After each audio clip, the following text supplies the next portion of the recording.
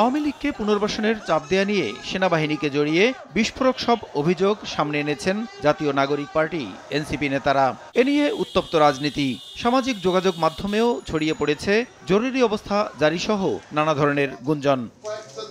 এ অবস্থায় সোমবার বিকেলে সচিবালয়ে দেশের আইনশৃঙ্খলা পরিস্থিতি নিয়ে কথা বলেন স্বরাষ্ট্র মন্ত্রণালয়ের সিনিয়র সচিব নাসিমুল গনি। বলেন, দেশের আইনশৃঙ্খলা স্থিতিশীল রয়েছে, ঈদের ছুটিতেও নিরাপত্তায় বিঘ্ন ঘটবে না। জরুরি অবস্থা জারি নিয়ে গুজব ছড়ানো হচ্ছে। মেয়ার গসিপস আলাপ আলোচনা হচ্ছে, কিন্তু একজনের কথা বলছে, এর সম্বন্ধে আমার কোনো কমেন্ট নেই।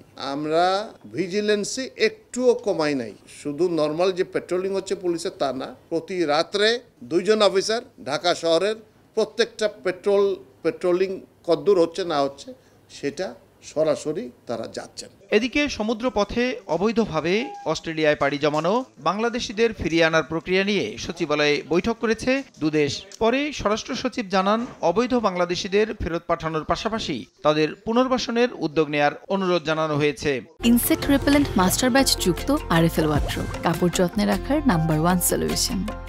ল্যান্ড পথে তারা অস্ট্রেলিয়ার কাছাকাছি চলে যেয়ে নৌপথে যাওয়ার কিছু লোক চেষ্টা করতো। তারা ওগুলো ধরে পারলে কোথাকার লোক সেই দেশে তারা পাঠিয়ে দেয়। যখন জানবো যে আমাদের দেশের লোক, তখন তাদেরকে আমরা অ্যাকসেপ্ট করবো। এই লোকগুলোকে ইন আদার ওয়ার্ডস কীভাবে কম্পেনসেট করতে পারি ফর দেয়ার লস, এইটাতে তারা সাপোর্ট দেওয়ার জন্য একটা অঙ্গীকার করেছে।